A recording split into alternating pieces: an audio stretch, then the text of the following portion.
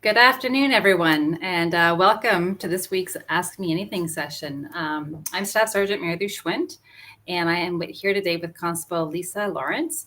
And we are here today to answer your questions on the recruitment process and the areas of assessment. So I want to just start off saying what a privilege it is to be here today doing this. This is a big year for women in policing. It's 50 years we're celebrating women in policing. So I'm really privileged today to be here with Constable Lisa Lawrence to celebrate this and to answer your questions. Lisa, maybe I'll turn it over to you. You can introduce yourself and we'll go from there. Okay, thanks.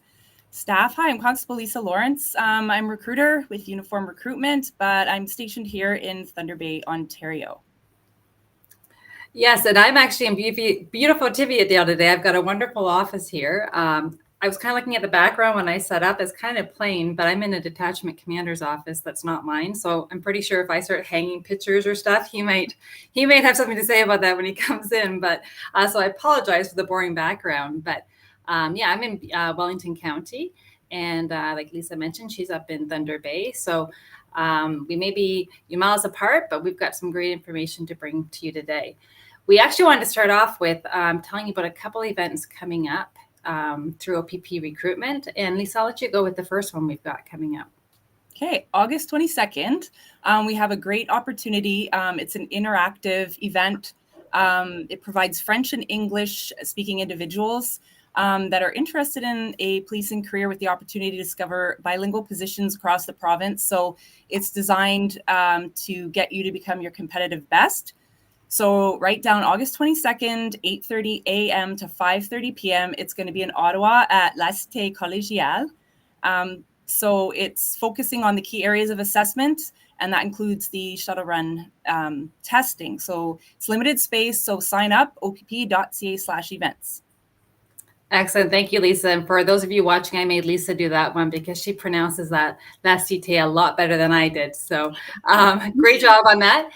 We do have another event coming up. We haven't posted it yet, but stay tuned. It will be coming out soon. It is geared towards women. And we are hosting it at the OPP at General Headquarters in Aurelia. That's going to happen on August the 17th. And again, it's going to be an information session and a chance to participate in the shuttle run. So we will talk about the shuttle run later on in this AMA, because I know there's a lot of questions around that, and it's a big part of our process. So it's important that we do that. But yeah, we will cover that. I can't believe, Lisa, that it's July 17th. I was just looking at the calendar here when we were getting going. We're almost halfway through the summer already. So this summer is flying by. We've got another recruit class starting at the end of August. And then we have the fourth one of the year will be starting end of November, beginning of December. So we have been busy in uniform recruitment hiring, and we're going to continue to hire. So we need your application. We need good candidates, and we want to make sure that you are prepared for the application process. So that's why we're here today. So make sure you pop your questions into the chat, and we will try to get to each and every one of them. I think what we're going to do, though, today is start off with fitness. That is an area of assessment that it seems to be a little bit of a barrier to people, and we want to make sure that we give out the information needed so that you are successful in this part of the process. So for OPP, and actually for any police service in Ontario, when you attend Ontario Police College, part of the training requires that you're able to successfully pass the prep test. The prep test has two components. It's an obstacle course. That's one where you see people jumping up over the walls, doing the dummy drag, a push-pull machine. And the second part of that is the shuttle run. The shuttle run requires you to get to a level 7 And all this information is on our OPP Careers website. There's links to the testing and the videos and everything. So we recognize that level 7, that's a cardiovascular conditioning component. And for most of us, we can't just wake up one morning and start out in the shuttle run and run back and forth and hit level 7. Training is required. So realizing that, we've actually put this part of the process in the front end of our process. So what happens is when you apply to the OPP, your application gets accepted. We give you an email explaining how to submit a video showing that you're able to hit that level 7. And until you do that, your application can't proceed. So it's really important that when you apply, you're aware of that standard and then you're able to hit that standard. There's actually another test called the PIN test that we also look at, but it's not a requirement, it's an expectation, and it's a really good one for you to be testing on because it kind of gives you an overall view of your general health and how you're rating. So there's push-ups in that one, there's a flexibility component, there is a running, can be a shuttle, or it could be a 2.4 kilometer run. And then what am I missing? Oh, the core endurance. So there's testing on that. But again, if you go to the OPP Careers website, you're going to see a lot of information and links on that. It's important that you get yourself comfortable with those tests and get familiar with them and maybe self-test on each of them. But that shuttle run, we are trying now to get across the province some shuttle run testing set up. So we give you a chance to come out and actually practice the shuttle run and see how you do for that. Sergeant Kerry Schmidt, some of you may know him. He just did a big Northwest tour. Where was he, Lisa? I can't even remember. He came up to the Northwest region. He went to Kenora. He went to Fort Francis. He went to Sioux Lookout, Dryden. He was in Sudbury. So he started actually, we did the shuttle run course together in Sudbury. He started Sudbury, went to Thessalon, and then from there he came all the way up, stayed with us for a couple of days, did some video, and then went all the way to the border of Manitoba and then made his way back. So he was pretty busy. He was pretty busy, and I know he did some shuttle run testing throughout that time. And what he typically does is he'll kind of announce it the one day ahead where he's going to be and what time. And then if you show up with your running shoes on, he'll do, we text your blood pressure and everything, make sure that you're fit to do this and comfortable doing that. And then we'll put you through that shuttle run test and see how far you can get up. If you hit that level 7, which is fantastic, we'll take your name and information and we will send you a certificate letting you know that, hey, you've hit level 7. When you apply, and if it's within 30 days, we will let you skip that part of our process and you'll go right to the next screening stage. So there's a good benefit to coming out and you get to meet Kerry Schmidt or any other of our recruiters or our ambassadors and get a chance to do that shuttle run as a group. Sometimes doing it as a group is a little bit less painful than doing it on your own, I find. And one thing I wanted to mention too is when you're doing the PIN test, look at our fitness logs. At the top of our fitness logs, you have the website, www.pfpo.org. So what that does, it allows you to download the scoring matrix for the PIN test. So on our website, it shows you all how to conduct these at home, or you can do them in the gym. And then 75% or above is what our expectation is of you guys. So if you download that scoring matrix and start now doing that, then you'll have confidence and you'll be able to know what your score is ahead of applying. So you know what, you brought up the fitness logs. Let's talk about those because that's part of our process that sometimes we struggle getting the right information or the best information from candidates. So when you apply to us, you're actually required to submit the 2 weeks, most recent weeks of your fitness logs with your application. And then you're required throughout the process to maintain fitness logs throughout and submit them to us. These fitness logs, there's several columns. They talk about running. There's a strength column, other activities. They speak to stress management and your sleeping, and they give you an area to input your shuttle run score or your PIN testing score. I know that they're not a crowd favorite as far as pulling them out, and I get that. But we need people to understand that this is our way of assessing your fitness and your commitment to fitness. The one thing you can really control when you go to Ontario Police College, that is a really busy time. If you've ever talked to anyone that's attended a police college, and every police officer in Ontario is required to go there, you are kept busy with academics, in-class stuff. You do scenarios, you're doing driving, you're doing firearms, defensive tactics, you're away from home. The pressures are real. And on top of that, you're required to keep your fitness up so that you can pass the fitness test, the prep test during that time. So we always tell people you are in control. When you come into this, when you start with the OPP, your level of fitness is 100% solely dependent on you. So coming into it with the borderline pass or knowing you're going to struggle, that's going to put a lot of extra pressure on you throughout the process. So why not come into it knowing and being confident in your abilities, having those good habits in place that you're working out several times a week, and really feeling confident about that. That way, you'll have more time to focus on your other things, your academics. And if by chance your fitness does slip over those next 12 weeks of training, at least you've got a little bit of a buffer there that you know that you're going to pass that. So we really encourage people, when we look at your files, we are looking at those logs. So we're hoping, or we're wanting to see that you're running minimum 3 times a week anyhow.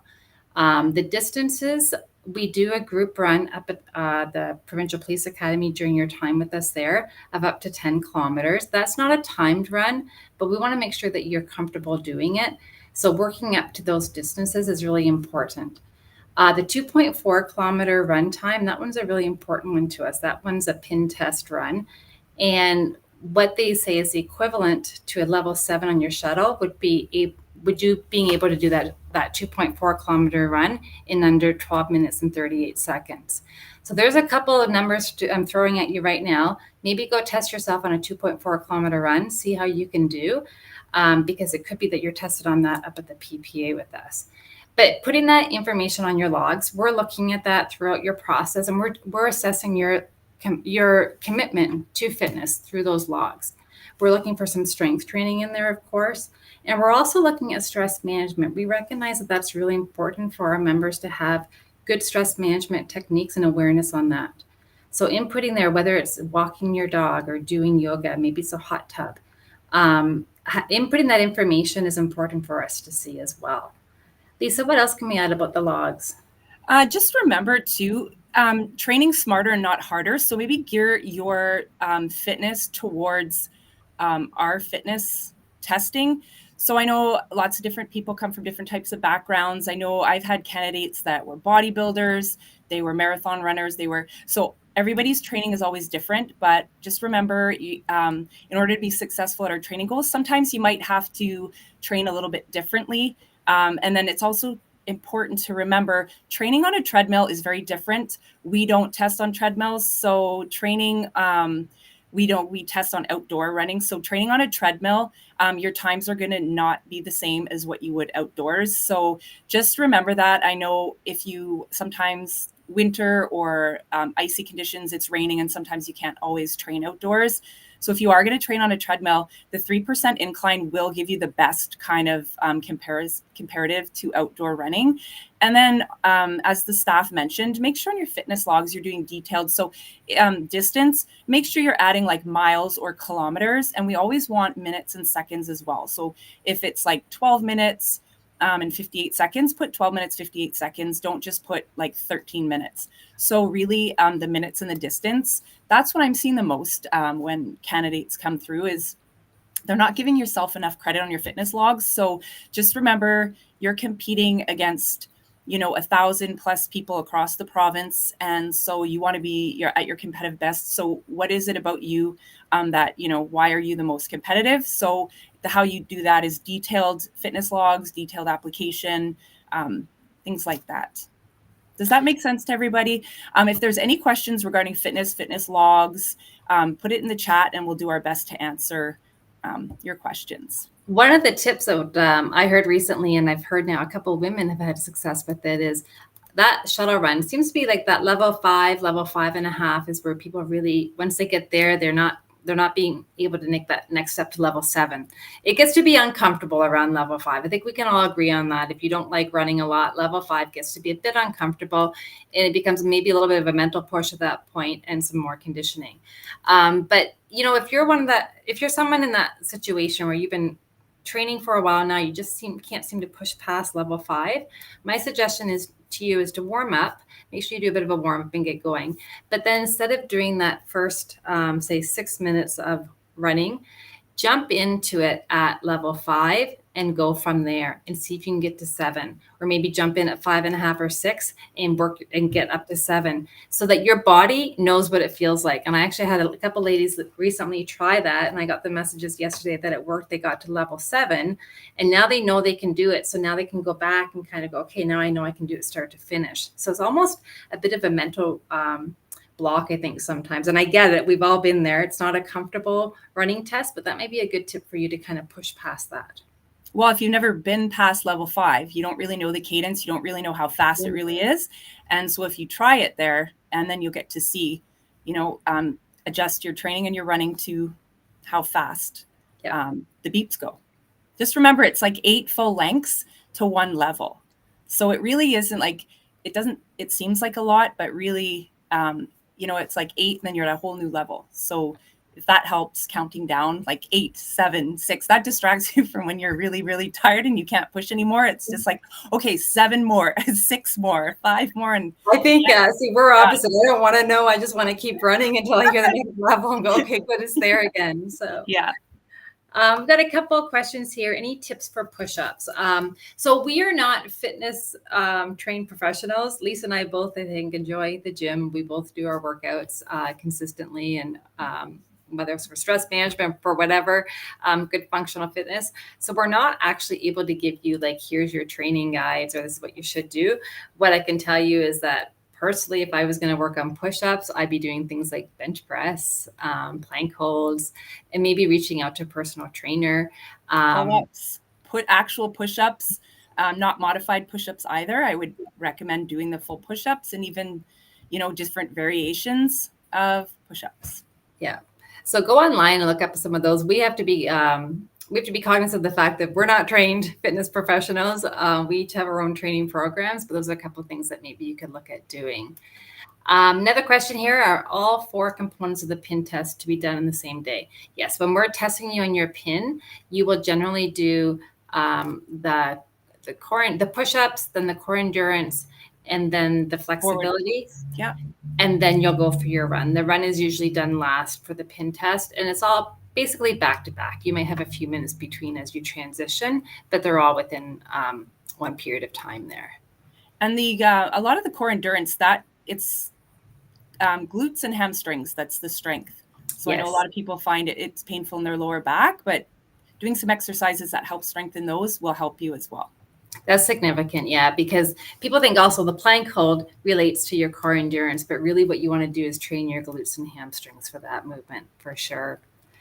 The question here: can you apply if you have a hearing aid device?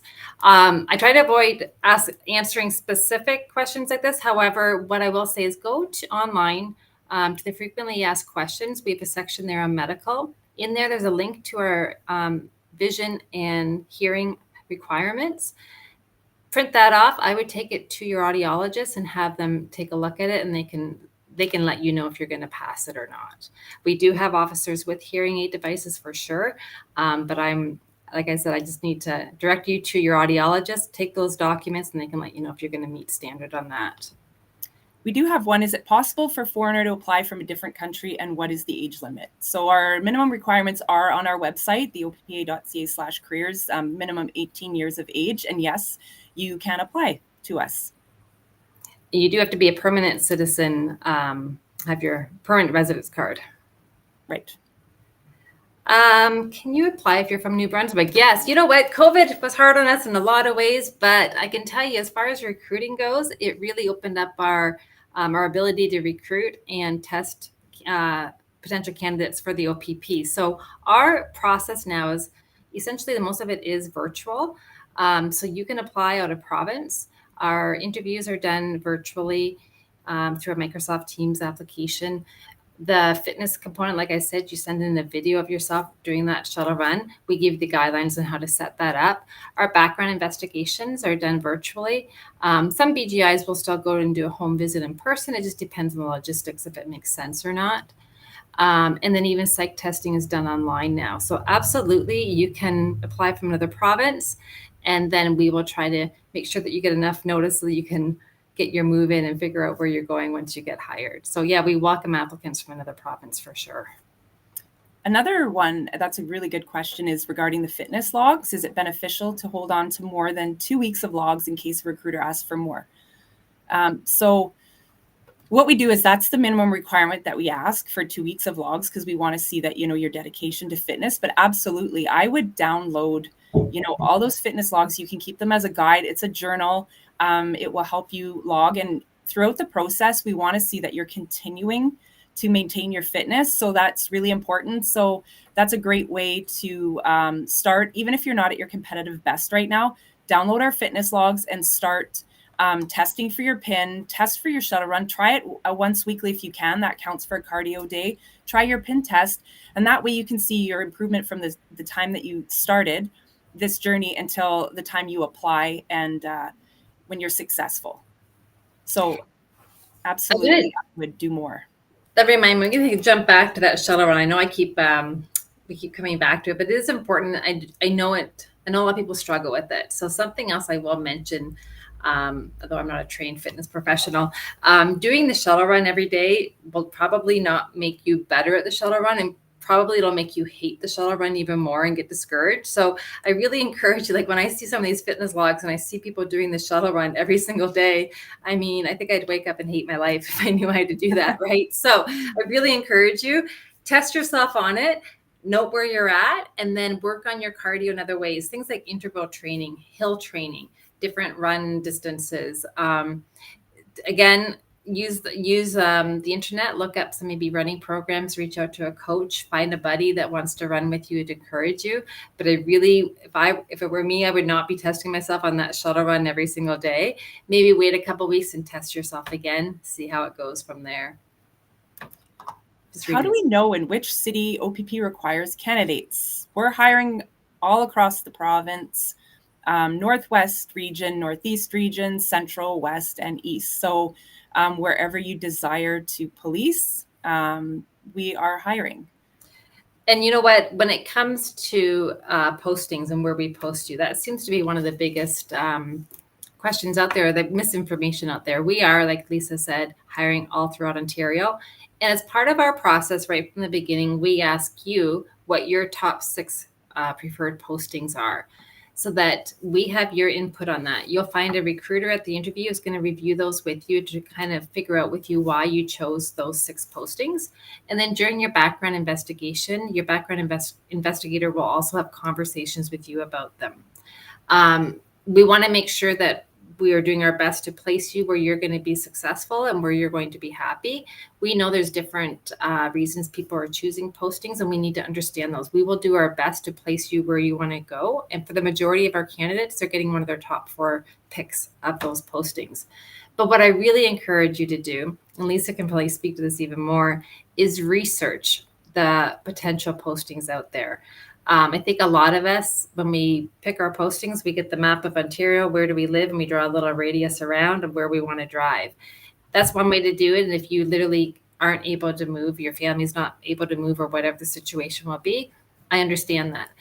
But don't shut the door on an opportunity that you're not aware of. So Lisa, maybe you could talk about duration postings a little bit, and not even duration, but even expanding to Northwest, Northeast region. Yeah, so I know not everybody's able to move or wants to move. I'm actually originally from Ottawa. My first posting was Kenora. I didn't even know where that was. I had to flip over a map because I went to school on the East Coast. So I was like, where is Kenora?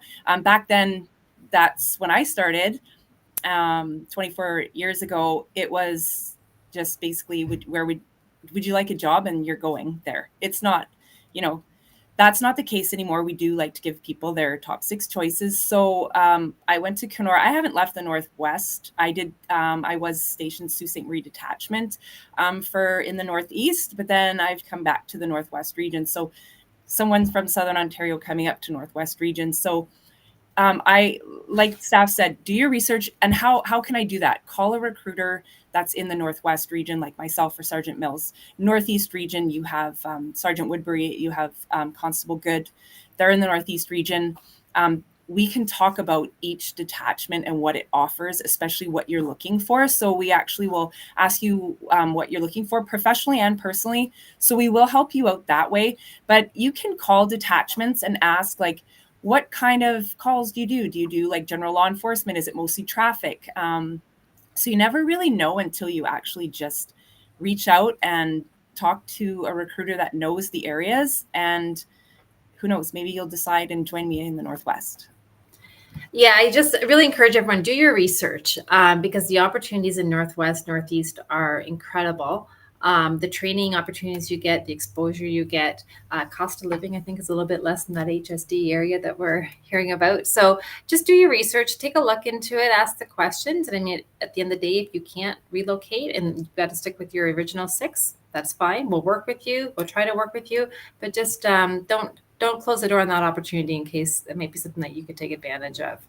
I know we always do information sessions regarding the regions. So, that's always something you can look up on our website. We always have Northwest region sessions. And I know in other regions, they do have information sessions regarding their regions. But yeah, attending an have you up here is really important in this part of the process. You're going to get a lot of good information. Another question here, is there a written entrance test for OPP? No, we don't require the ATS or the TNT certificate. But if you check out OPP Careers website, it'll tell you the minimum requirements and the documents that you are required to submit. Is there anything that we can prepare for the interview, background, and psych?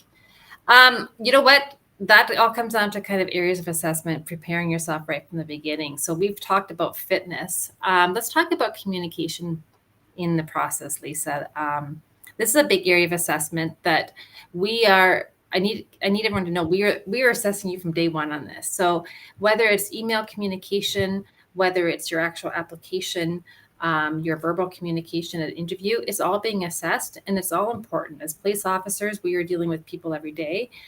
We're having to navigate situations every day, and the most powerful tool we have on our belt is actually our voice, is our communication skills. So it's really important that you're preparing for that. So make sure when you're doing your application, have somebody spell check for you, have somebody read over what you're writing, check your grammar, that sort of thing. Your emails to us, make sure they're professional. If I get an email that says, "Hey, how are you?" It is all slang. It's a little bit discouraging to read that. Like, just recognize that this is a professional business or organization. So make sure you're addressing people accordingly and that you're writing your emails accordingly. You can also ask your friends, family, or people, other professionals out there. Try and get somebody that, is not just going to say, "Oh yeah, your communication skills are awesome." Ask them, like, be honest with, and sometimes you have to work on them, and sometimes, we don't know how to communicate the best, or some people are just natural born communicators. But it is good to even do a mock interview with someone that's going to give you an honest assessment of yourself and ask, how are my communication skills? And you know what, doing that mock interview, I've been in promotional processes before, obviously, and it's almost easier to do an interview in front of people you don't know rather than the people that you do know. So if you can find a friend or maybe a trusted colleague, or, if you're one of your parents' friend or a teacher, something that is willing to sit down and do a mock interview with you, chances are it'd be likely like really uncomfortable and you don't want to do it. And I understand that, but we often learn best when we put ourselves in uncomfortable situations. So if you are able to do that and get through that, when you sit down with Constable Lawrence or anyone or other recruiters, you're going to find that, hey, this actually seems a lot easier than when I had to do it in front of my buddies, mom or dad. So it's good practice. And it's really important that you're comfortable talking about yourself and your experiences. We expect people when they come into interviews probably to be a little bit nervous. We all get nervous. Constable Lawrence and I get nervous before we come on AMAs. You're talking to a group of people. Like, yeah.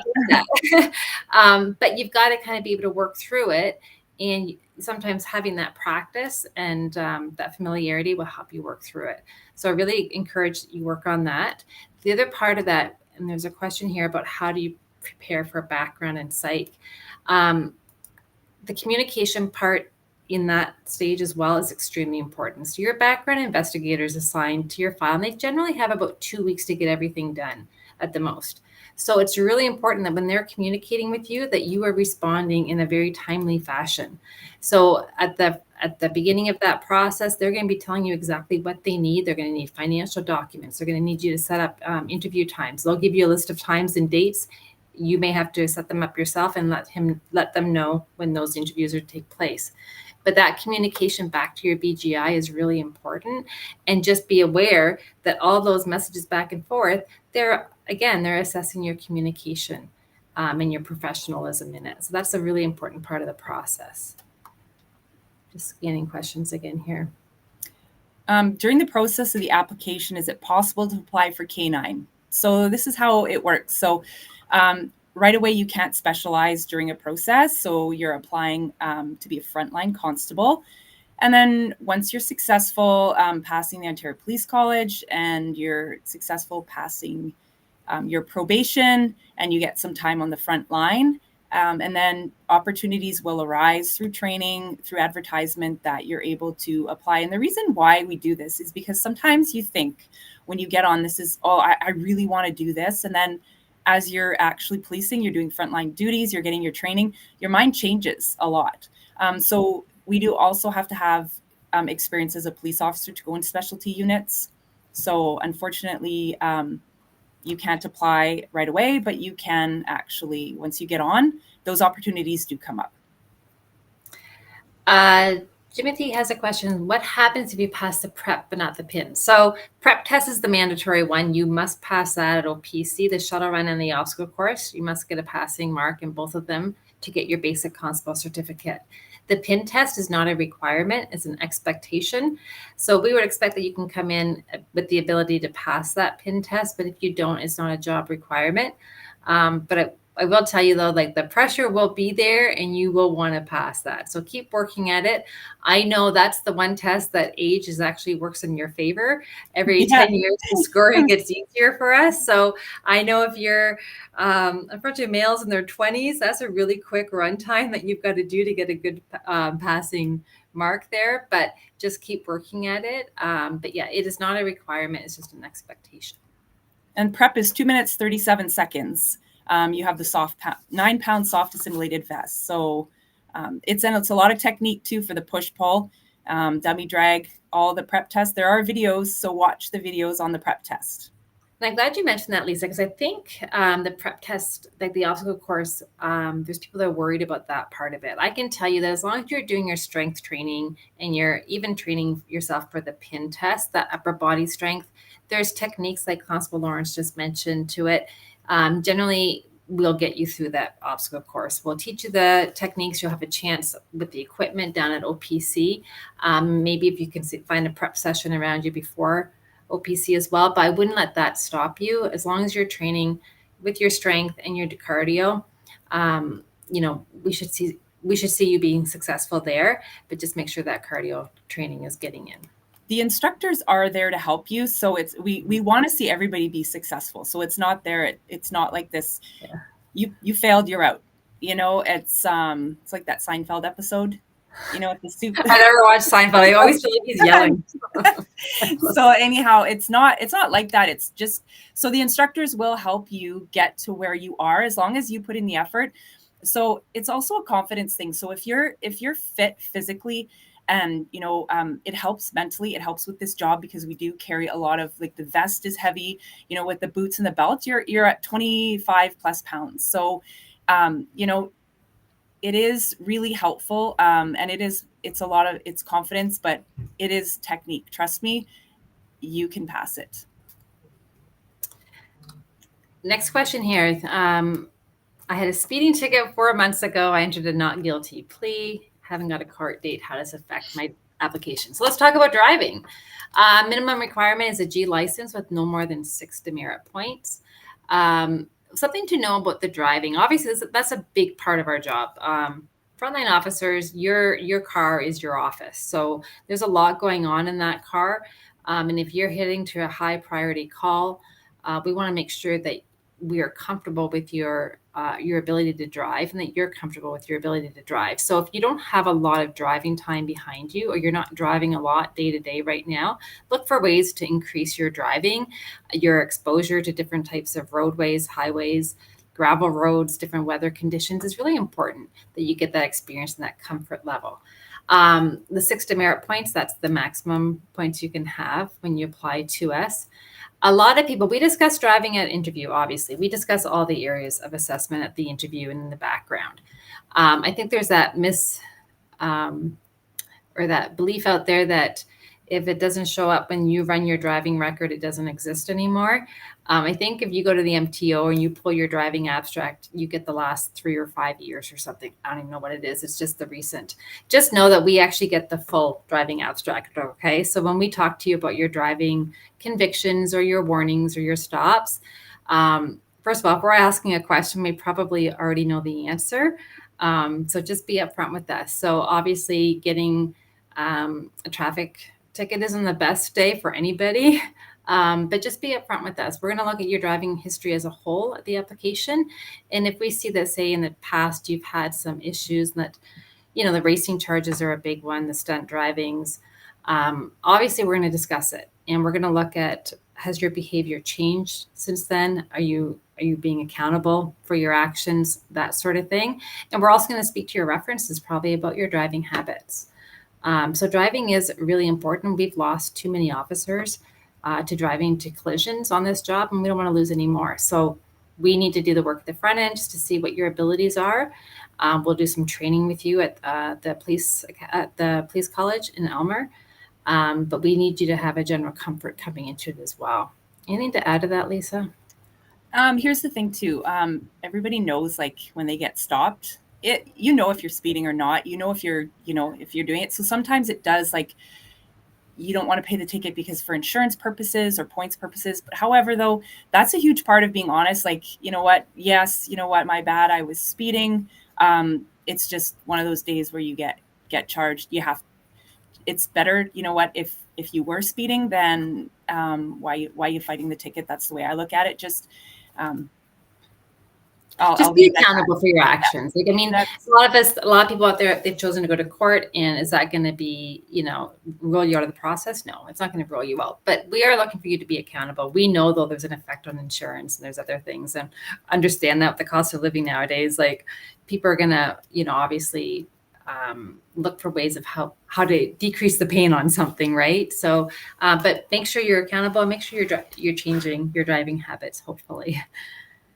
Someone just mentioning here, but the good advice about the shuttle run 3 to 4 times a week is not helpful, but they did longer runs and jumped their level from 3 to 6.5. That's fantastic. Yeah, the negative effort, that's a good term for it.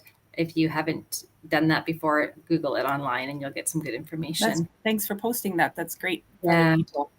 When will cadet applications open again? I believe that November of this year, correct? Is it? So we're looking at that process right now. Stay tuned. Okay. And yeah, we do have some cadet positions obviously filled right now. And we'll have to see what happens this fall, whether or not we need to have another round of hiring or how that's going to go. Civilian recruiting. I know we do uniforms, so there is many opportunities within the organization for civilian. You just have to look for them. They are on our website. Depending on what you like to do. I know the special constable is on our website. There is actual recruiters for I know they do civilian as well in the PCC. They are on our website as well on the opp.ca/careers. You will find those opportunities. And sorry, Altras, I didn't see your question earlier. Are you coming to Ottawa? So I think Sergeant Carrie Schmidt has something in the works for Ottawa. I don't know the exact date, but stay tuned. Really following us on social media, OPP Careers. I think we'll put it up in the chat, the different handles that we have. Look at me with my lingo, the handles. But we have Instagram accounts. We've got Facebook accounts. Following us on those, give you some really good information, and then you're the first to know when there's events coming up as well. And there's different information being posted on the different sites. So I recognize that maybe Facebook is kind of for people like my age, apparently not the younger ones, but hey, opening up a Facebook account, we do put some good stuff on there as well. It may be worth following us for that. And so for anybody that's discouraged out there that hasn't been successful the first time, keep applying. Be honest with yourself. Give yourself a good assessment. If you weren't whatever stage you weren't successful at, sometimes if it's application stage, interview, find out, why you think you weren't successful. Was it look at the 10 areas of assessment again? Was it your communication skills? Was it your was it your articulation? Whatever you feel you didn't do, or if you weren't at your competitive best, go over the areas of assessment again. Don't be discouraged. You can reach out to a recruiter. We will help you, give you an honest assessment of where you are and help you through this process. We want to see you succeed. And maybe staff, we can talk about a little bit about people that aren't successful at the psych process. It doesn't mean, I know there's kind of like a belief out there. I get people ask me, like, they're embarrassed to say they weren't successful at the psych process because they feel that, oh, does that mean I'm not suitable or I'm crazy or things like that? And no, like the answer is no, it doesn't. First of all, yeah, just keep in mind that we won't tell you, we don't disclose the reason you've been declined. So you might assume it was the psych part of it. There might be something else that's just, we feel that you're not ready right now. That's not, you're not competitive at this moment. Psych testing can be done once a year with us. So like psych testing can change over time. There's so many variables to it. So yeah, don't let that discourage you. Really what happens is when you get your letter and you're not successful, if that happens to you, I know that's a really disappointing day. It's frustrating. You're going to have, to kind of work through that emotion, but hopefully this is where resiliency comes in. It's one of my favorite words, is that you're able to kind of step back and go, okay, it didn't work this time. You're not the first time. I believe our commissioner was turned down 4 times or something before he got on. So, and now he's the commissioner of the OPP. So failing at something is not necessarily a bad thing. You can come back stronger. So those areas of assessment, you'll find them on our website. Make sure you go through them and be honest with yourself, and find someone that will be brutally honest with you. Don't just find the person that's going to be the yes person and, make you feel great about yourself. Use them the first day when you're feeling really down and you need to be pumped up, but then go and find that friend or that co-worker or that manager that's really going to be honest with you. And see where you can improve, because the last thing you want to do, you've got to wait a year to reapply to us. You don't want to let that year go by just waiting for that date of July 17th. I'm going to apply again because this is the date I can apply, and nothing's changed. Because obviously we know how you were a year ago. We're going to want to see some changes this time when you come back to us. We're going to look for some areas of improvement. So anything you do is going to be better than nothing. So if you've improved your fitness, maybe your community service, right after COVID or during COVID and right after it, we heard a lot that people didn't have community service because the opportunities weren't there. That is well in the past now. There's tons of ways to volunteer in your community, and it is an important part of our process. And really, typically people want to be a police officer because you want to help people. So show us that before you come in. In saying that, I know that at different stages in your life, you have a varying amount of spare time to contribute. I get that. I know when my daughter was younger, I had her on my own, like trying to volunteer, work, and raise a child is a lot. So I just made sure I involved myself in her activities, and I drove her nuts that way by always being around, right? But it was like the benefit of, I got to be with my kid, but I was also giving back to the community. If you can do something like that, do something like that. Look for something, if you have the ability to involve yourself in marginalized communities. Put yourself in a situation that you're not maybe comfortable with, or it's different for you. That's going to be a fantastic experience, and it's a great way to give back to the community. We do talk about community service throughout the process. It is a area of assessment for us, and so being able to speak to something would be great. And when I talk about community service, just for the record, I don't consider the 40 hours that you have to do for high school as part of that, okay? We know that's a requirement, so get it done, but it's over and above what are you going to do beyond that. And so the reason why we don't tell people what happened in the process, so we want to see that you're giving yourself an honest assessment, able to reflect and use that time for growth and development. Don't look at it like you're never going to be a good police officer, or that, you were a failure or anything. Just means that you weren't at your competitive best. So that's important. If you're not at your competitive best, it is better to hold off. I know you're excited to apply and you want to apply because you're looking for a job, but this is a career. And so if it takes you a few extra months, few extra steps to get to your competitive best, please do that, because we see people, they rush their application because they want to apply, and it's just like, oh, I wish you would have waited a few months and got those areas of assessment and been right at the top of your game rather than just throw in an application.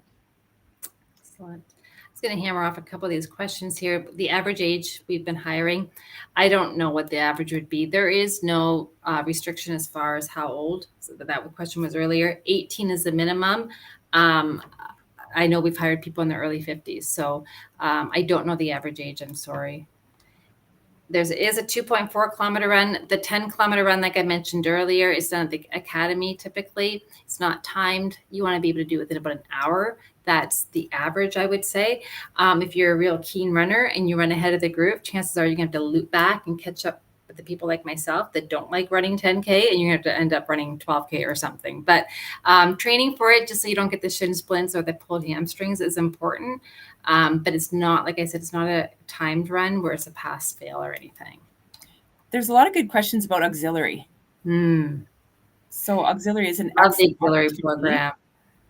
Yes. So if you're looking for experience, police-related experience, going to community service events, you actually get on our areas of assessment by being an auxiliary officer. You actually, you get your leadership, you get your community service, you get police-related experience, goes towards motivation. So you're getting all that experience, plus you're able to work alongside the officers. So it is an excellent opportunity. If you have that opportunity and have that desire, apply to the auxiliary program. It's excellent.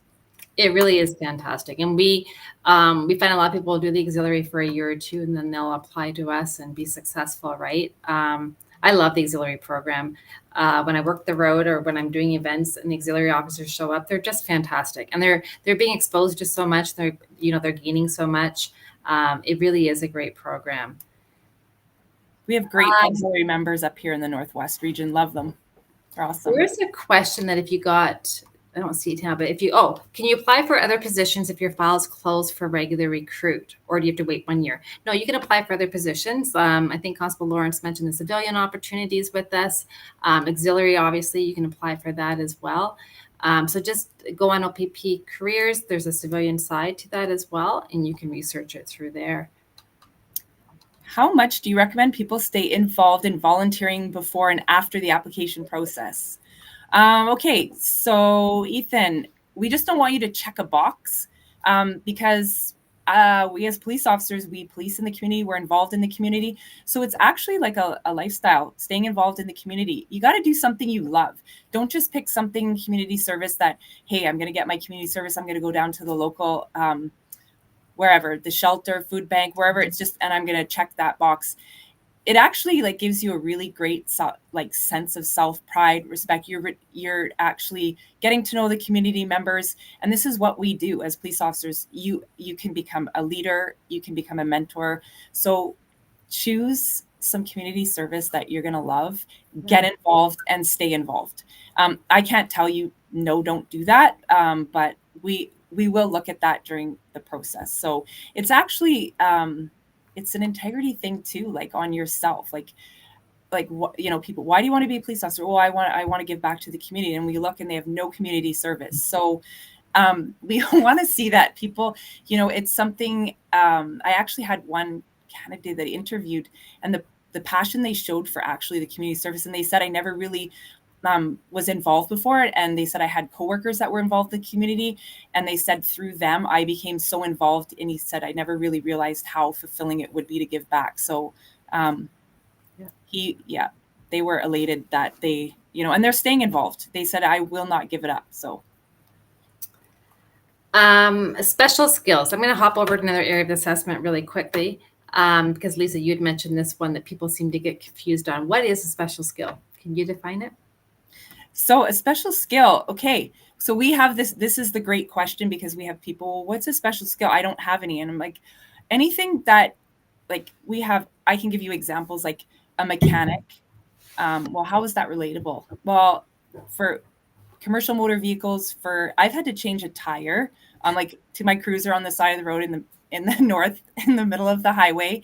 And that's a skill actually my dad taught me before I got on this job, and thankfully he did, because I would have had to wait a couple hours for a tow truck. But so that's like, you don't think a special skill is important sometimes, but how is a mechanic, how is a carpenter, how is like martial arts, how is Languages are a special skill. languages are a special skill.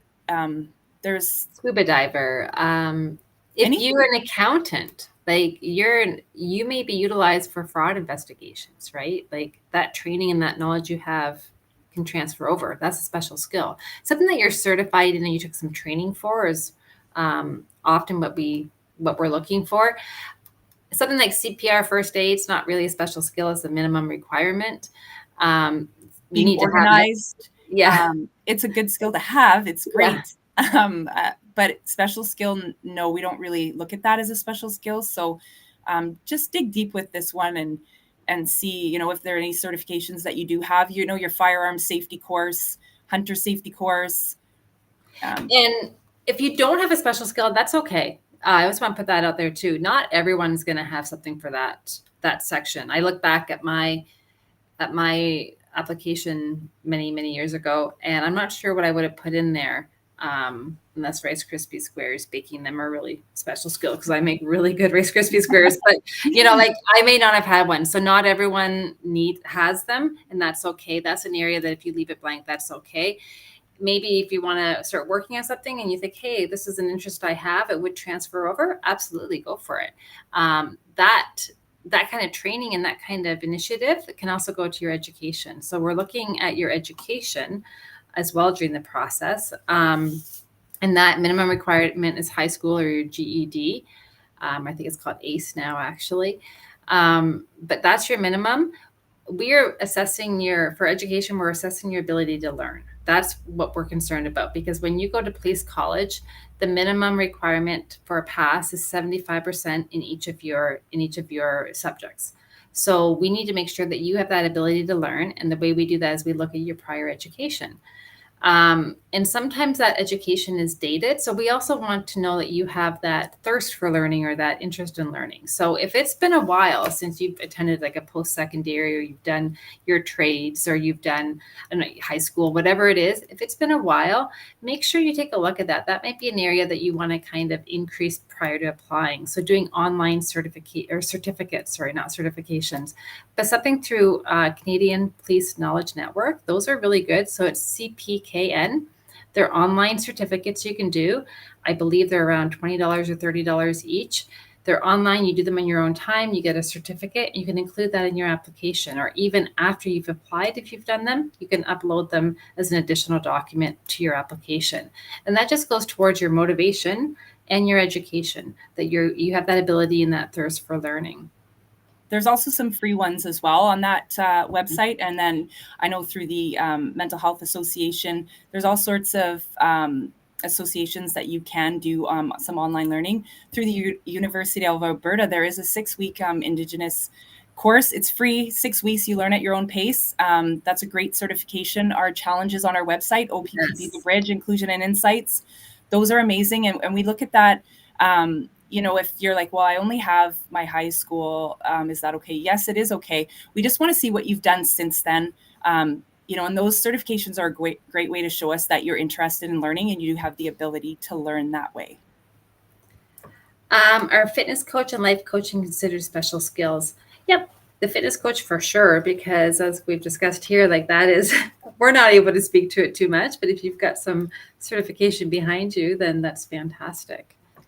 For your application, yes, you can. So when you sign up, you create your username, password. That is for you to have only. Nobody else can have it. So you can work at it at your own pace. So that's while you're. I would recommend gathering up all your documents, your certifications, your transcripts before you start the process. Get everything you need. It's just a little bit easier, but you can actually once you hit submit though. Right, staff, you can't, the only You thing can you can upload upload is your documents, but then that's about it. But you can actually, for that question after you apply, can you revisit your application and add on any courses you may be enrolling in the interim? So yes, you can. There's a question here. When does orientation start in Aurelia for each of the classes? Unfortunately, I'm at a different desk today. I don't have the exact dates. I know the one is coming up in August is August the 26th, I believe. The next one is end of November, beginning of December. Do you have it? Yeah, December 9th it starts. So it works the online. We do have online 3 weeks online at the Provincial Police Academy, and then report date to the Ontario Police College for this intake is going to be September 1st, I believe. And then you actually 13 weeks at the Ontario Police College, and then you're back at the Provincial Police Academy for 8 weeks post, and then graduation date is in February. I believe on Valentine's Day is the graduation date for the oncoming. But then the next class after that starts online the beginning of December. So you do actually report to the Provincial Police Academy for the online learning. There is a break. You do get to go home for about a week in between there. And then you go back, you report to the Ontario Police College in Elmer. And then, so there's always that pre-training and then post. So altogether it's 25 weeks. Excellent. So I'm just reading through the rest of these here. So yes. Staff, you can get mentored. If you, I know the people that, the people behind the AMA Lives do an amazing job. They will throw out, they can put my email address up. You can contact me by email and I'll be happy to assess you, go over any questions you have, and work with you. Is the OACP a requirement to apply? No, we removed that back in 2018, I believe it was, or 2019. It's not a requirement to apply anymore. If you have it, submit it with your application. We can use some of the results from it for your application, but you don't need it to apply. So I'm scrolling up here. I think we've got that. There's OPP. We also have a program called REACH, Recruit Essential Attributes for Competitive Candidates for Hiring, I think is what it's called. It stands for. Keep an eye on the REACH website because there'll be an upcoming mentor opportunity through that as well. That is a fantastic program if you get accepted into it. So keep that in mind as well. Someone's asking about the difference in RCMP versus OPP. RCMP is federal. I can't really speak to them. I mean, they're across Canada. Obviously, they've got some opportunities in Ontario. Where obviously OPP, we are strictly in the province of Ontario. So our hiring, I think, is quite different. The training for them is 6 months out west, I believe, Regina, maybe. I want to tell you, I have 6 members of my family in the RCMP. So right. Yeah, I do. Yeah, I think all you can do is kind of like work-life balance. You got to kind of do the research on your own. Like, go on our website about the OPP. Follow us on social media. You're going to get a really good idea of what our organization's about, the type of policing we do. The opportunities we have are incredible throughout the province, and you can transfer around during your career. And then as far as RCMP, you'll have to do that research for yourself there. OACP is not a requirement to apply for OPP. What else haven't we touched on for areas of assessment? I'm just looking over here. Motivation. We will ask you why you want to be a police officer. Like, was this a well thought out decision? Is this a spur of the moment? So make sure you're able to speak to that. Like, coming to things like an AMA today on a beautiful July afternoon, to me, that shows motivation. You're choosing to listen to us and hear about the career and the application process. Attending information sessions, that shows motivation.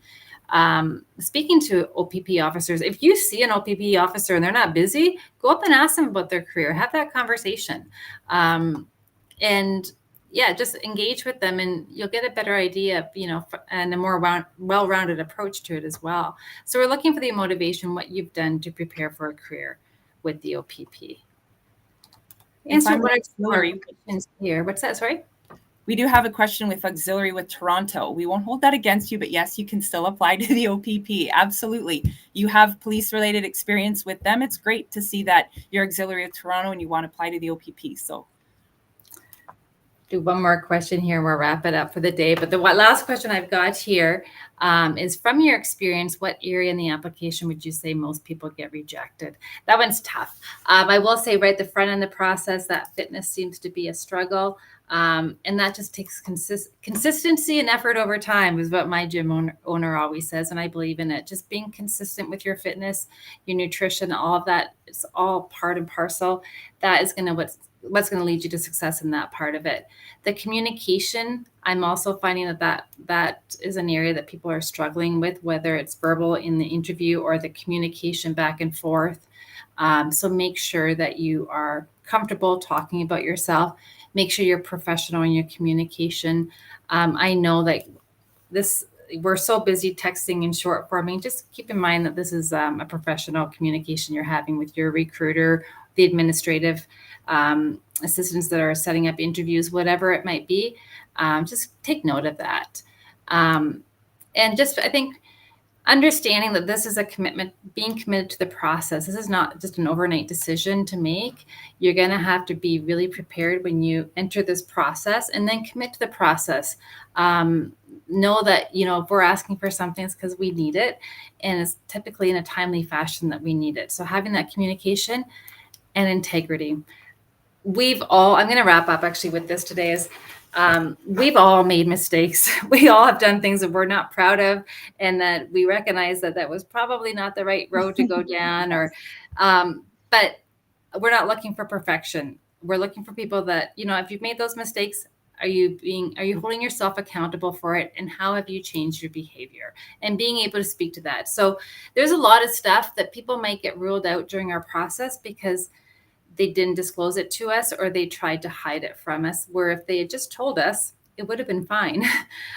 So that fear of us finding out, we're going to find out.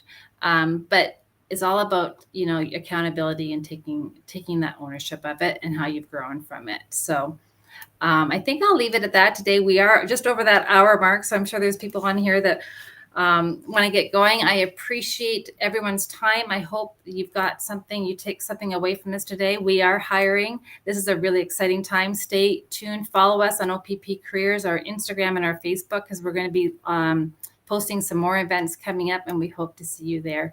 Thank you, Lisa, for joining me. Thanks, Steph, for having me. And thanks everyone for tuning in. Have a great day, and we hope to see your application. Any questions, just send us an email. You can email me if you want. I'd be happy to answer your questions.